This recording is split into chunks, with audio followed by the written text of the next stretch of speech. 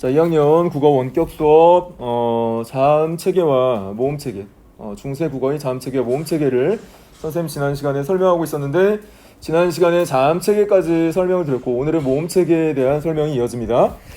자, 자음 체계는 17자의 체계에 대해서 지난 시간에 설명을 드렸고, 자, 오늘은 중성, 자, 모음의 11자가 자, 어떻게 중세 국어 시대에 자, 제정이 됐는지, 만들어졌는지, 그 만들어진 원리와 글자의 종류는 의문의 종류가 어떻게 됐는지에 대해서 설명해 드릴 거예요.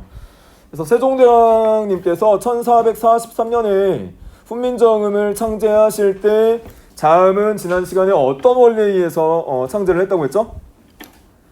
자, 발음기관이 모양을 본떠서 만든 상형의 원리. 자, 그 다음에 그 상형의 원리에 만들어진 기본자 5글자에 자, 획을 더해서 만든 가획의 원리. 자, 그리고 이체자의 어떤 3가지 이체자가 있다라고 말씀드렸었어요. 그래서 자, 그런 자음 체계에 이어서 오늘은 자, 중성 6, 즉 모음 6글자의 체계에 대해서 배울 텐데, 자, 이것은 어떻게 만들어졌냐면 원리가 자, 하늘과 땅과 사람의 3재를 본떠서 만들고, 자, 이들을 합용했다는 것은 더했다는 거예요. 자, 이들을 합용해서 글자를 만들었다. 자, 이들을 합용해서 나머지 글자를 만들었다라고 제시가 되어 있죠. 자, 그래서 지금 여기에서 보면 하늘과 땅과 사람의 모양을 본떴다는 것은 어떤 원리에 의해서 만들었다는 거예요? 지난 시간에 모양을 본뜬 글자를 우리가 뭐라고 지칭한다고 말씀드렸죠? 상형의 원리.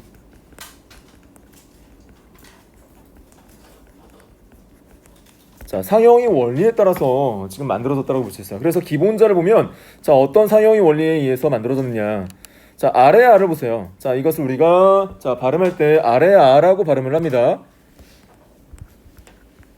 현대 국어에는 없는 모음이죠. 자, 현대 국어에 없는 이 모음의 발음을 어떻게 발음하냐면, 자, 여러분 중학교 때 일부 배우기도 했지만 자, 안 배운 학교가 더 많아요. 자, 그래서 중학교 때 자, 이거를 배운 학교는 이 아래 아의 발음을 어떻게 발음했냐면, 자, 우리 중세 국어 시대에 현대 국어의 아 모음과 자, 현대 국어의 아 모음과 자, 오 모음의 중간 발음이에요. 현대 국어의 아 모음과 오 모음의 중간 발음인데, 그 중간 발음을 여러분이 할 수 있어요, 없어요? 없어요. 자, 이 아래아 모음의 발음, 음가는 현재 우리나라의 제주도 토착민들에게 남아 있습니다.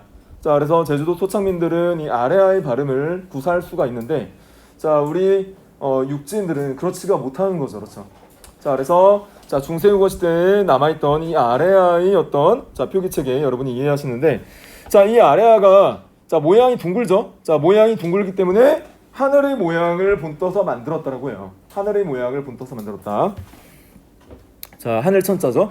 자, 다음에 모음을 볼까요? 자, 모음을 보면 이 모음 같은 경우는 어때요? 자, 땅의 모양을 본떠서 만들었다고 합니다. 땅처럼 평평하죠. 자, 그 다음 이 모음 같은 경우는 사람이 서 있는 모양을 본따서 만들었어요. 사람이 서 있는 모양을 본따서 만든 자, 모음이다. 자, 모음과 이 모음은 현대국어까지 남아있죠. 자, 아래아 모음만 없는 거예요. 자, 이 아래아와 모음과 이 모음이 바로 뭐라는 거예요? 기본자, 기본이 되는 자라는 거예요. 자, 이 세 글자가 중성 기본자라는 거고요. 자, 이 기본자의 합용이라고 아까 배웠죠? 자, 합용이라는 것은 글자를 더해서 만들었다는 거예요. 자, 글자, 어떤 글자를 더해서 만들었느냐. 자, 오른쪽에 보면 초출자라고 제시가 되어 있어요. 초출자. 자, 초출자라고 제시가 되어 있어요. 이 초출자는 어떻게 의해서 생성이 되냐면 이렇게 생성이 돼요. 자, 어떤 모음과 어떤 모음이 결합했느냐. 자, 일단 아 모음 같은 경우는 자, 우리 기본자 이 모음 있죠. 자, 이 모음에 오른쪽에 획을 더해서 만듭니다. 자, 오른쪽에 획을 더해서 아 모음을 만들고, 자, 초출자 같은 경우는 어때요? 이 모음에 왼쪽에 획을 더해서 모음을 만들어줘요. 자, 그다음에 오 모음 같은 경우는 어때요? 자, 오 모음 같은 경우는 자, 땅의 모양을 본떠서 만든 모음에 자, 위에 획을 더해서 만들어줍니다. 자, 그다음에 우 모음 같은 경우는 어때요? 당연히 땅의 모양을 본떠서 만든 자, 모음 어디에? 아래 획을 더해서 글자를 만들어줬어요. 자, 이 글자를 우리가 이 모음을 우리가 초출자라고 칭합니다. 이 네 가지 모음을 우리가 초출자라고 칭해요. 자, 그러면 제출자는 뭐냐라는 거죠? 자, 제출자라는 것은 획을 한 번 더 더해준다는 거야. 자, 제출자라는 것은 다시 한번 획을 더해준다는 겁니다. 자, 어렵지 않죠? 자, 그래서 여기에서는 초출자에 한 번 더 획을 더해주니까 어떻게 돼요? 자, 이미 있던 모음에 한 번 획을 더 더해주고, 자, 이미 있던 야 모음 같은 경우는, 자, 여 모음 같은 경우는 어때요? 이미 있던 모음에 획을 한 번 더 더했겠죠? 자, 요 모음 같은 경우는 어때요? 이미 있던 오 모음에 획을 한 번 더 더해줬겠죠? 자, 그다음에 유 모음 같은 경우는 어때요? 유 모음 같은 경우는 이미 있던, 자, 어떤 모음? 그렇죠. 우 모음에 한 번 획을 더 더해줬겠죠. 자, 그래서 기본자, 초출자, 제출자. 자, 획을 더하는 원리. 기본자, 하늘과, 자, 그리고 땅과, 그리고 사람이 서 있는 모양이 기본자를 만든 이후에, 자, 거기에 한 번씩 획을 더한 글자가 초출자, 두 번씩 획을 더한 글자가 제출자예요. 그래서 이 기본자와 초출자, 제출자가 총 11글자입니다. 자, 이 11글자가, 자, 중세국어의 모음 기본자예요. 자, 중세국어의 모음 기본자가 이 11글자이다라고 여러분이 이해를 하면서 공부를 하시면 되겠습니다. 자, 그렇게 생각을 하시면 되겠고요. 자, 그 다음 어떤 표기 원리가 또 있었냐면, 자, 종성, 부용, 초성이라고 돼 있어요. 자, 종성, 부용, 초성. 자, 이거는 한자로 표기되어 있으니까, 자, 써드릴게요. 종, 성, 부, 용, 초성. 자, 종성의 글자는 즉 여러분 받침 글자 아시죠?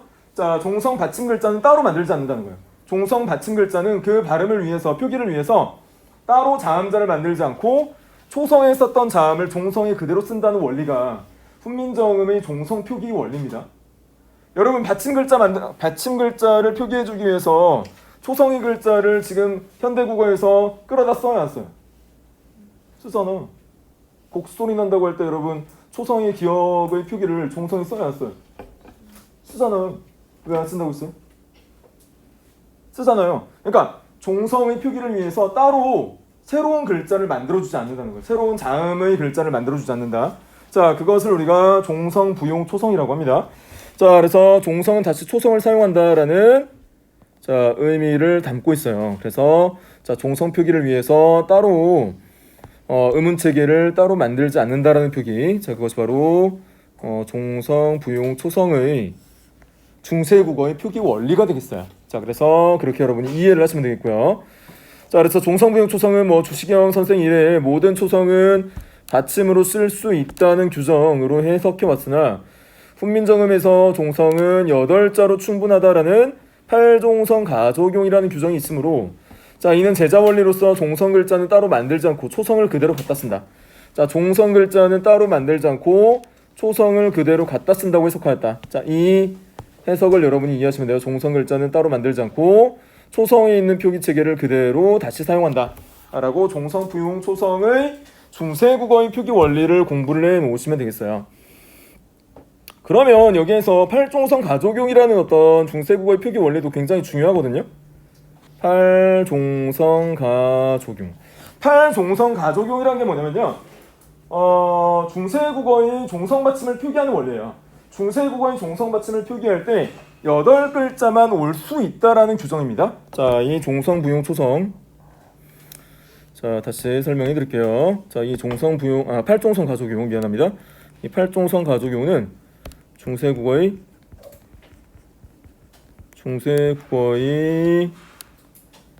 종성 받침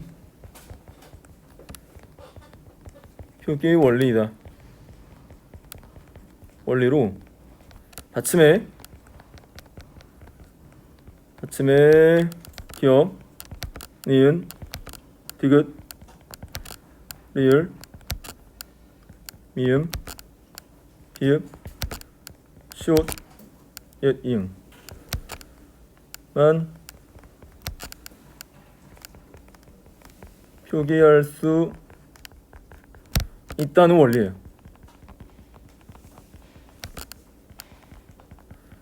자, 우리 그 세종대왕이 훈민정음을 창제하실 때, 자, 팔종성 가종용이라는 중세국어의 종성 받침 표기 원리를 만들었는데, 자, 뭐예요? 자, 종성 받침에는 현대국어가 달라요.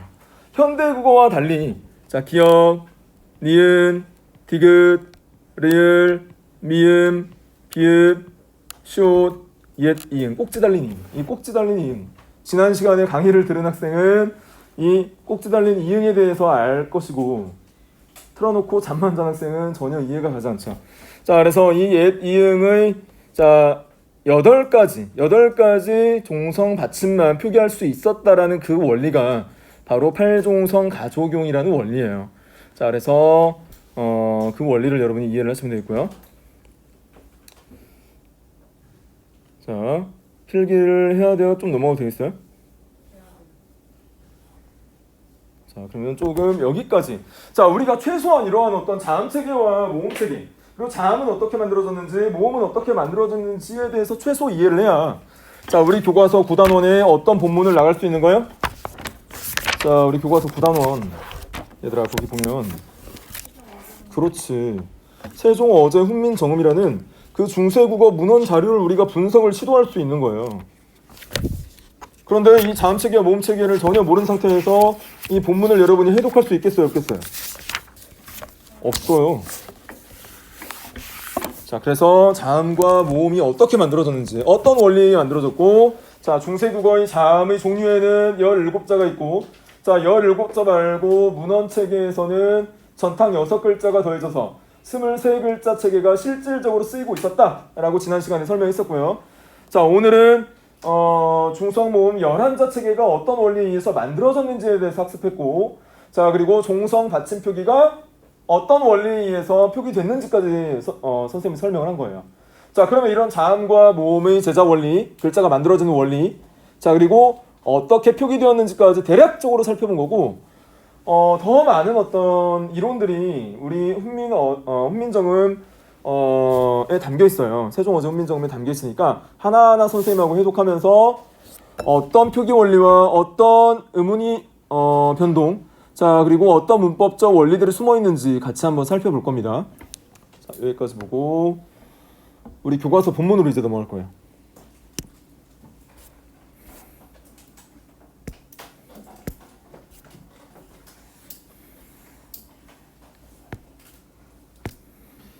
자, 드디어 세종 어제 훈민정음이라는 우리 교과서 381쪽 원문을 볼 건데요. 일단 여러분이 이 원문이 어렵기 때문에, 자, 이 세종 어제 훈민정음이 어떤 의미를 담고 있는지 볼게요. 제목이. 자, 이 제목 같은 경우는 어때요? 자, 세종대왕께서 만드신 백성을 가르치는 바른 소리라고 제시가 돼 있죠. 자, 백성을 가르치는 바른 소리가 바로 세종 어제 훈민정음. 여러분은 그동안 초등학교, 중학교에서 배울 때 한글을 창제하신 분이 세종대왕이고, 자, 세종대왕은 1443년에 한글을 창제하고 3년 뒤인 1446년에 반포했다라고 배웠어요. 자, 그러면 세종대왕님께서는 왜 굳이 어렵게 그 인고의 세월과 연구의 과정을 거쳐서 한글을 창제하셨을까에 대한 의문을 품어야 돼요. 자, 왜 창제했다라고 여러분 배웠어요? 중학교 교과서에 있습니다. 자, 세종대왕께서는 왜 한글을 창제했을까요? 그 당시에 우리에게 문자 체계가 있었어요, 없었어요? 없었어요. 그러면 어떤 문자 체계를 빌려왔어요? 중국의 한자를 빌려왔잖아요. 중국의 한자를 빌려왔는데 일반 백성들, 일반 평민들과 서민들은 그 한자를 배울 수 있는 기회가 있었어요, 없었어요? 없었어요. 그 한자를 배울 수 있는 계층은 양반 사대부 계층이었어요. 자, 양반 사대부 계층이 문자 생활을 독점하다 보니까, 자, 일반 평민들은 자, 문자 생활을 영위할 수 없었고, 자, 문자 생활을 할 수 없다 보니까 배울 수도 없고, 학식도 양반 사대부에 비해서 떨어질 수밖에 없는 상황이었죠. 자, 그리고 문자로 된 어떤 편지글이라든가 아니면 뭐 예를 들어서 뭐 고을에 방이 붙더라도 그 방이 한자로 기록되어 있으면 백성들이 알아듣기 힘들었고 이해하기 힘들었어요. 자, 그런 문자 체계의 문자 의사소통의 어려움을 이제 세종대왕님께서 갸륵하게 불쌍히 여기시고, 자, 이런 백성들의 문자 언어 생활을 좀 더 편하고 편리하게 누구나 배울 수 있도록 쉬운 문자를 만들기 위한 목적으로 한글을 창제하신 거예요. 자, 그러면 이 한글의 어떤 가장 중요한 의의는 뭐냐면, 자, 우리가 이렇게 구어 의사소통을 하잖아요. 여러분하고 선생님하고 지금 말로써 대화를 하잖아요. 자, 말로써 대화를 하는 것을 우리가 구어 의사소통이라고 해요. 구어, 말로써, 목소리로 구어 의사소통이라고 해요. 자, 그러면 문자로 여러분이 뭐 카톡 메시지를 보낸다거나 아니면 뭐 편지를 쓴다거나, 자, 이런 소통을 우리가 문어 의사소통이라고 해요. 자, 그러면 우리 한글이라는 훈민정음이라는 문자 표기 체계가 없었을 때에는, 자, 구어 의사소통과 문어 의사소통이 일치했을까요? 일치하지 않았을까요? 한글이 없다고 가정을 해보세요. 한글이 없다고 가정했을 때 우리 구어는 그대로 이제 고조선 시대부터, 옛 고조선 시대부터 우리 구어 소통은 있어요. 현재의 소통과 유사하게. 자, 있는데 한글이라는 문자는 없어. 한자를 빌려왔어요. 중국이 한자를 빌려왔어. 그러면 자, 문자 의사소통은 한자로 하고 구어 의사소통은 이렇게 현재의 소통대로 했다라고 가정하면, 그 구어 의사소통과 문어 의사소통 사이에 일치가 있어요, 없어요? 일치? 여러분 그 중국인들 중국어 발음하는 거 봤잖아. 선생님 중국어를 못하는데 중국어 혹시 할 수 있는 학생 있어요? 예를 들어서 중국인이 와서 나 밥 먹어 라는 어떤 구어를 구사했을 때 우리 한국인들이 이해할 수 있어요, 없어요? 못하잖아요. 그렇다는 것은 우리 구어체계와 중국의 문어체계가 일치하지 않는다는 것을 말합니다. 자, 그러면 자, 당시에도 우리 한글이 창제되지 않았을 때는 우리 조상들이 사용한 구어체계와 한자의 문어체계가 불일치했다는 것을 의미해요. 그러니까 의사소통이 얼마나 불편했느냐라는 것을 여러분이 생각해 볼 수 있는 부분이고, 자, 한글 창제의 가장 큰 의의가 거기 있다는 거예요. 자, 구어 의사소통과 문어 의사소통이 완벽하게 일치하게 되었다는 데 의의가 있어요. 여러분이 한글이 창제되지 않고 그대로 지금까지 중국의 한자를 빌려 쓰고 있었다면, 여러분은 자, 구어 의사소통 따로, 그 다음에 문자는 또 한자를 익히면서 자, 한자로 의사소통을 전달할 수밖에 없는 이중의 불편함을 겪을 수밖에 없었다. 따라서 여러분이 자, 이렇게 편하게 구어체계와 문어체계가 일치하는 문자 생활을 할 수 있었던 것은 다 누구 덕택이다? 세종대왕님께서 1443년에 한글을 창제하신 덕분이다 라고 여러분이 이해를 하시면 되겠어요. 자, 그래서 백성을 가르치는 바른 소리라고 했는데, 일단 이 내용에는 어떤 내용들이 포함되어 있냐면, 자, 뭐 갈래는 번역문이라고 되어 있는데 크게 중요하지 않고요. 뭐 교시라는 것은 가르친다라는 의미.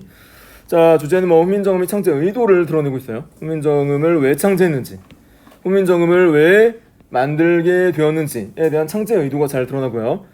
자, 그리고 이 문헌 자료의 또 다른 의의는 뭐냐면, 자, 15세기 중세 국어의 모습이 굉장히 잘 드러나요.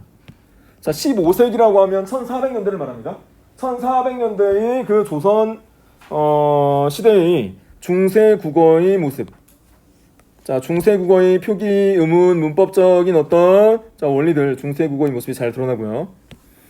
자, 훈민정음의 어떤 창제 정신, 뭐 자주 정신, 자주라는 것은 자, 남의 글을 빌려 쓰지 않고 우리 독자적인 글을 창제했다라는 어떤 정신이에요. 자주 정신, 애민 정신.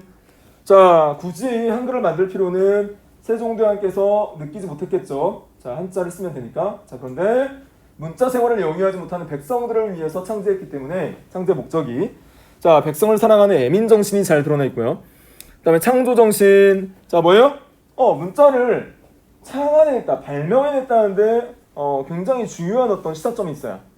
자, 문자를 발명해낸 국가는 우리나라가 유일합니다. 그래서 창조 정신. 실용 정신. 얼마나 글자 배우기 쉬워요. 전 세계에서 배우기 쉬운 글자 1위입니다. 한글. 자, 한글이 전 세계에서 가장 배우기 쉬운 글자예요. 자, 그래서 실용 정신이 잘 드러난다. 자, 이런 어떤 자주 정신, 애민 정신, 창조 정신, 실용 정신이 잘 묻어나 있다라고 여러분이 생각을 하시면 되겠습니다. 여기까지는 어렵잖아요.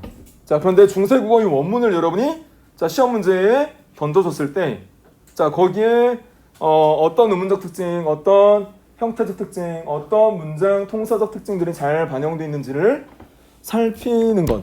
자, 그리고 그 원문을 해독하는 것.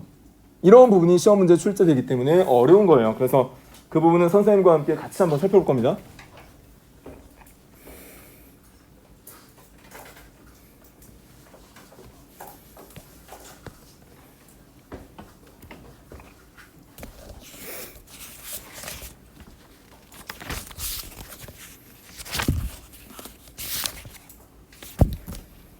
자, 넘어갈게요.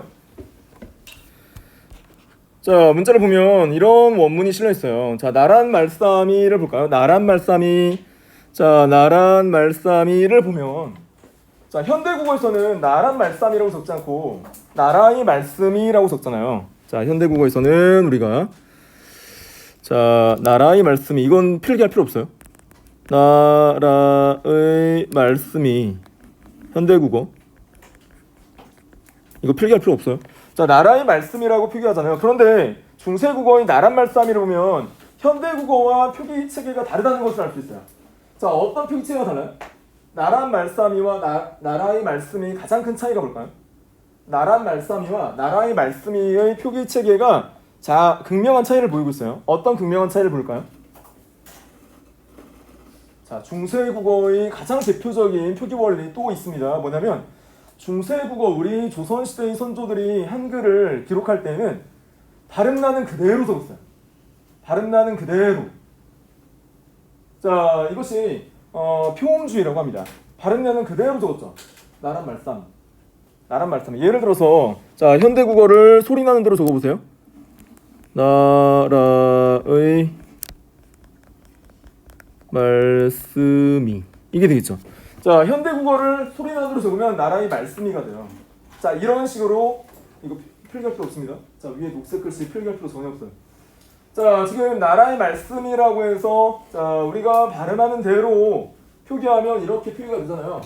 자, 이런 어떤 표기 원리를 중세국어, 자, 표기의 기본적인 원리였다라고 생각하시면 돼요. 자, 그래서 이거는 쓸 필요 없다고 했어요. 아이고. 그래서 여기에서 여러분에게 지금 설명해 드리려고 하는 것은 이 표기 원리가 뭐냐면 이 표기를 우리가 이어쓰기라고 합니다.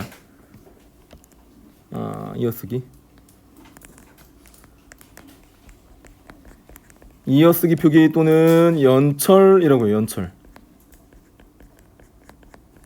자, 이어쓰기 연철이라는 것은 뭐라고요? 이거 또 나왔냐? 이어쓰기 연철이라는 것은 뭐라고 지금 선생님이 설명드렸죠? 발음나는 대로, 발음되는 대로 표기하는 원리.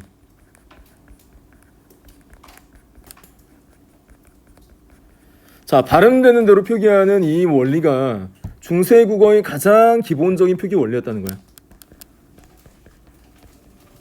중세국어의 기본적인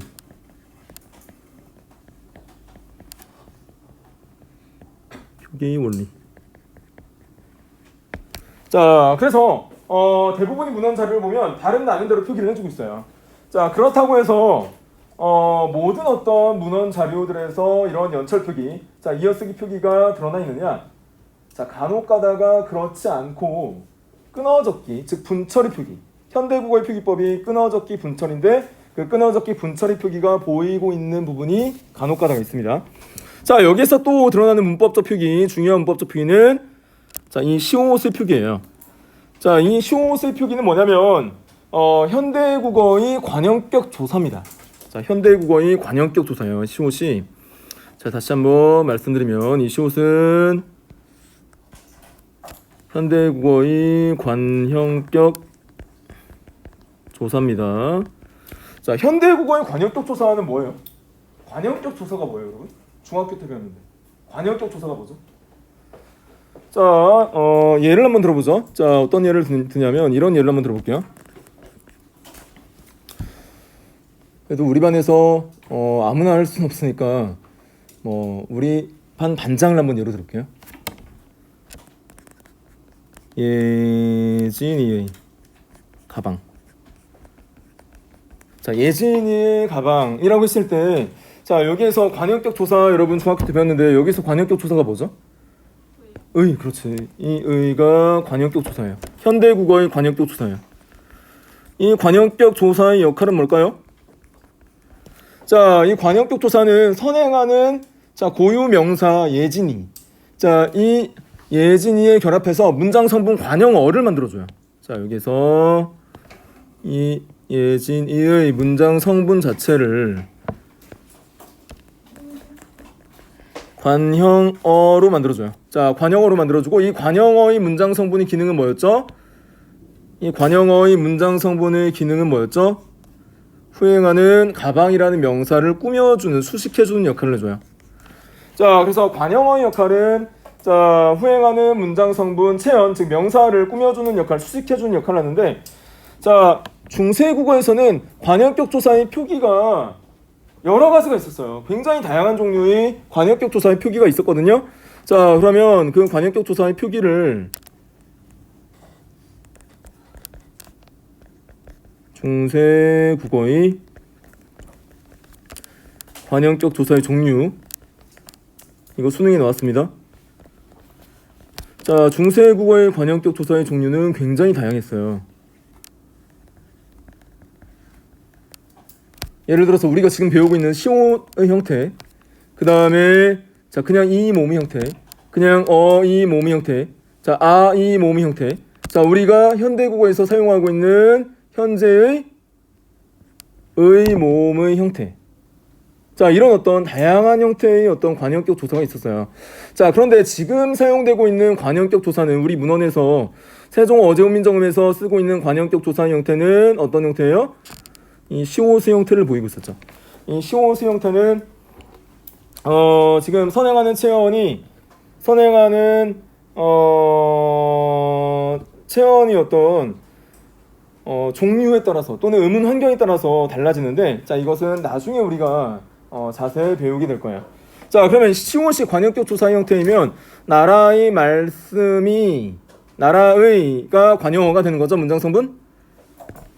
자, 이 나라 자체가 뭐가 되는 거예요? 문장 성분 관형어가 되는 거죠. 그래서 뒤에 오는 뭘 꾸며주고 있어요? 이 나라의 뒤에 오는 말씀이라는 체언을 꾸며주고 있는 거예요. 자, 나라의 말씀이 이런 식으로 해석이 되는 겁니다. 자, 나라의 말씀이 여기에서 또 숨어 있는 게 뭐냐? 말싸미를 보세요. 말싸미. 자, 말싸미를 보면 여기에 이라는 자 형태가 있는데, 이 이라는 형태는 자 중세국어의 주격 조사에 해당합니다. 자, 이 이라는 형태가 주격 조사예요. 자, 현대국어의 주격 조사의 형태는 뭐죠? 현대국어의 주격 조사의 형태는 뭐가 있죠? 현대국어의 주격 조사의 형태 세 가지가 있어요. 이, 가, 깨서, 한 가지가 더 있는 에서. 이, 가, 깨서, 에서. 라는 네 가지 형태가 있는데, 자, 중세국어의 형태는 중세국어의 주격 조사의 형태는 세 가지가 있었어요. 자, 중세국어의 주격 조사.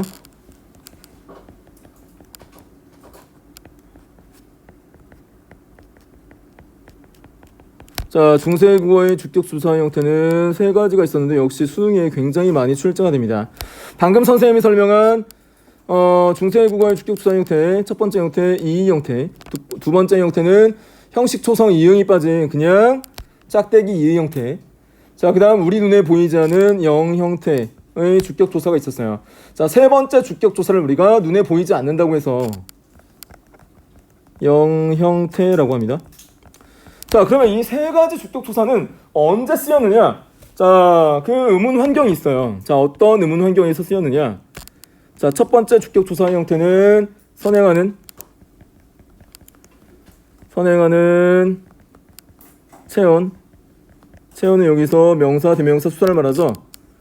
체언은 명사, 대명사, 수사를 총칭하죠. 자, 선행하는 체언의 음절말 의문이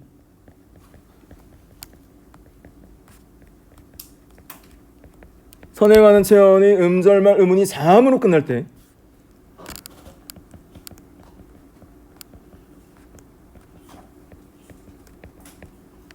자, 선행하는 체언의 음절말 의문이 자음으로 끝날 때, 자, 이란 형태가 쓰였어요.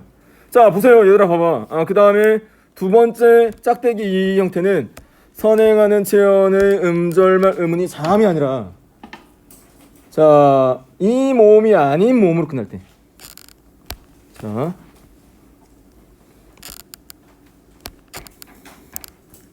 이 모음이 아닌 모음으로 끝날 때.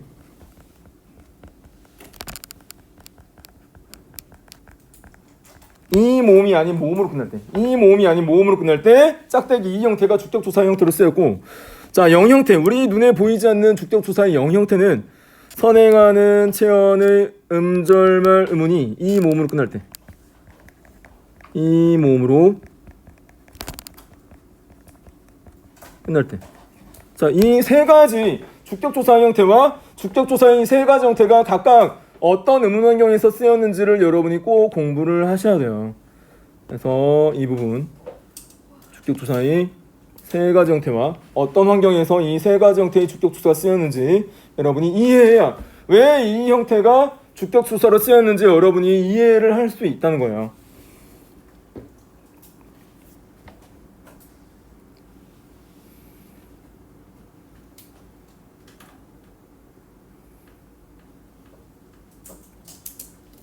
자, 그러면 이 세 가지 주격조사 형태가, 자, 보세요. 다 썼니? 아니요.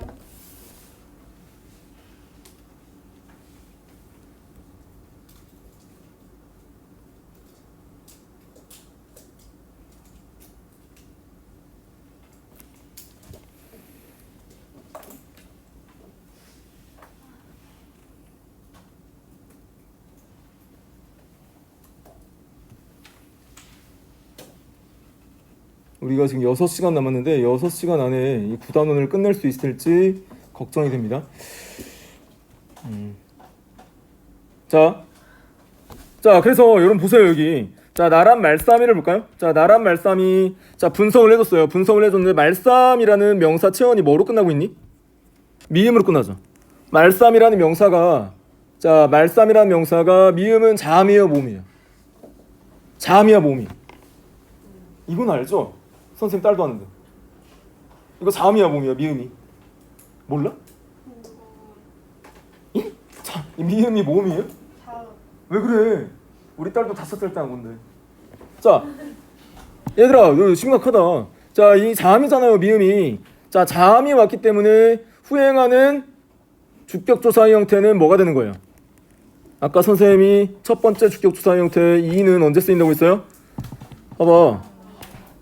자, 선행하는 체언이 음절말 음운이 무엇으로 끝날 때? 자음으로 끝날 때. 자, 그래서 여기에서 미음이라는 자음으로 끝났기 때문에 어떤 주격조사 형태가 쓰였다고? 첫 번째 이의 주격조사 형태가 쓰였어. 그러면 나란 말싸미에서 보면 여기에서는 짝대기 이 형태 두 번째 주격조사 형태가 쓰인 것처럼 보이잖아. 쓰인 것처럼 보이는데 그게 아니에요. 자, 여기에서 연음이 된 거야. 이 말싸미의 이 미음이 첫 번째 주격조사 형태로 연음 이어서 발음된 거예요. 이어서 발음된 거야. 아까 중세국어의 가장 기본적인 표기 원리가 뭐라고 했죠? 발음 나는 대로 표기하는 이어쓰기라고 했죠. 따라서 두 번째 주격조사 형태 짝대기 이 형태가 쓰인 것이 아니라 첫 번째 형태의 주격조사 이 형태가 쓰였는데, 선행하는 체언이 음절말 받침 미음이 후행하는 주격조사의 초성 이응으로 연음돼서 발음 나는 대로 표기됐기 때문에 두 번째 주격조사의 형태가 쓰인 것처럼 보이는 거예요. 하지만 나란 말싸미에서 쓰인 주격조사 형태는 첫 번째 주격조사 형태이다 라는 것 우리 수능에 출제됐었어요. 자, 그래서 중요하고요. 자, 나란 말씀이 중귀에 달아라고 돼 있죠. 흉귀은 중국이고, 자, 여기에서 애라는 표기 중요합니다. 애라는 표기가 비교 부사격조사예요. 중국과 달라 이런 말이에요. 자, 그래서 중국과 달아라는 것은 달라라는 어떤 의미로 받아들이면 돼요. 중국과 달라. 자, 중국과 달라라는 것을 형태소 분석을 배웠더니 달아 플러스 아이 형태였는데 그 다음에 달아이 형태로 바뀐 거예요.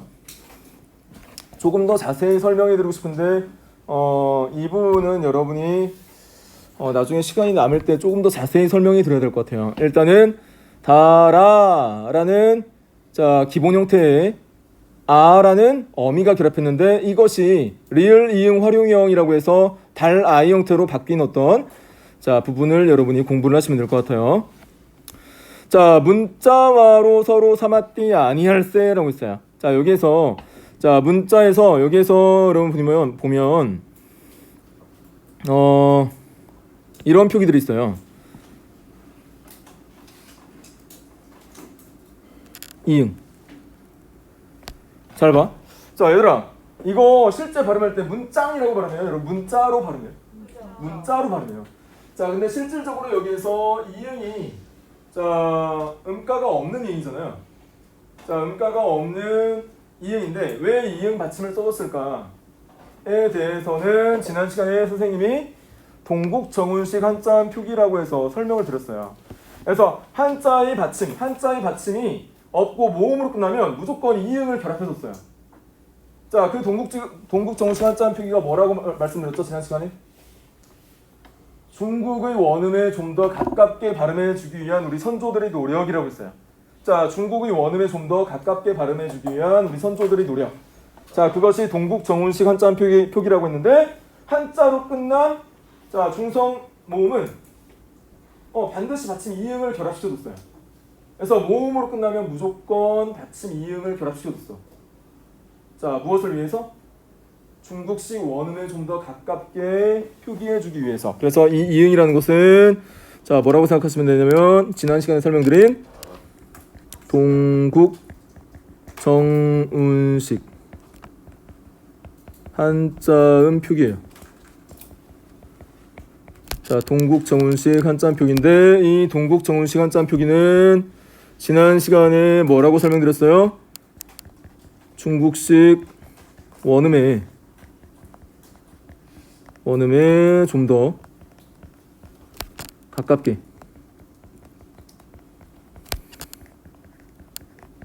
표기하기 위한 원리예요. 자, 중국식 원음에 좀 더 가깝게 표기하기 위한 원리 때문에 원래 문자로 끝나야 되는데 그 자 아래 종성 이응을 결합시켜 준 겁니다. 자, 그래서 문자 와로라고 돼 있죠. 자, 문자 와로에서 와로도 역시 비교 부사격 조사예요.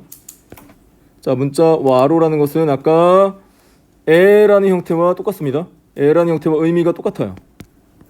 자, 비교 부사격 조사예요. 와로도 여기에서 자, 선생님 설명하면 이 와로도 비교 부사격 조사입니다. 야, 우리나라 말이 중국과 다르다.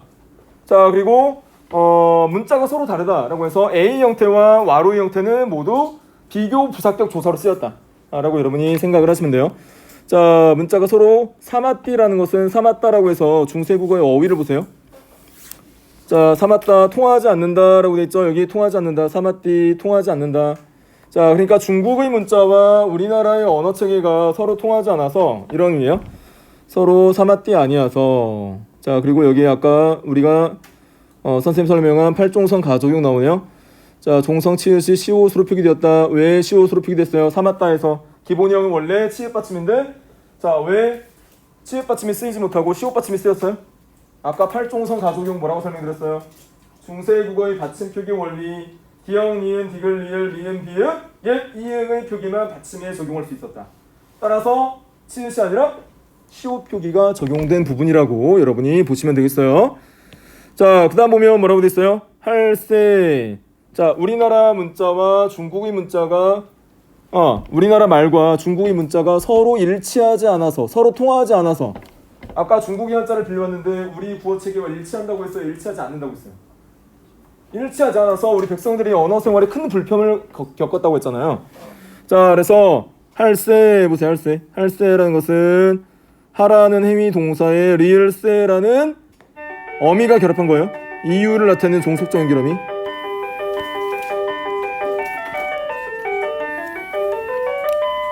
자, 결국 오늘까지 배운 부분은 자, 어떻게 해석할 수 있어요?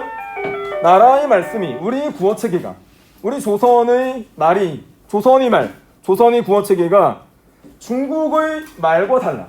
우리나라의 말이 조선의 말이 중국의 말과 달라서 자, 문자가 서로 달라. 문자가 우리 구어 체계와 달라. 맞지 않아.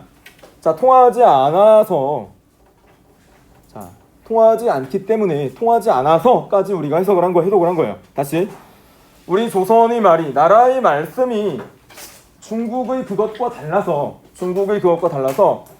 문자가 통하지 않는다. 즉 우리 구어 체계와 중국의 문자 체계가 통하지 않기 때문에 뭐뭐 리을세가 이유를 나타내는 종속적 연결음이 뭐뭐 하기 때문에라는 의미예요. 여기까지 우리가 해독하는데 1시간이 걸렸죠. 왜냐하면 중세국어의 음운과 문법 체계가 현대국어의 음운 문법 체계 그리고 중세국어의 고어의 의미, 옛날 말의 의미를 우리가 모르기 때문이에요. 자, 그래서 이 부분을 다음 시간에 이어서 선생님과 같이 한번 음운과 문법적 특징들이 어떻게 반영되어 있는지 살펴볼 거고, 실제 시험 문제에는 이런 요소들이 출제되기 때문에 자, 이번에 고득점 받기 위해서는 이 9단원 여러분이 열심히 공부하셔야 돼요. 무슨 말인지 알겠죠?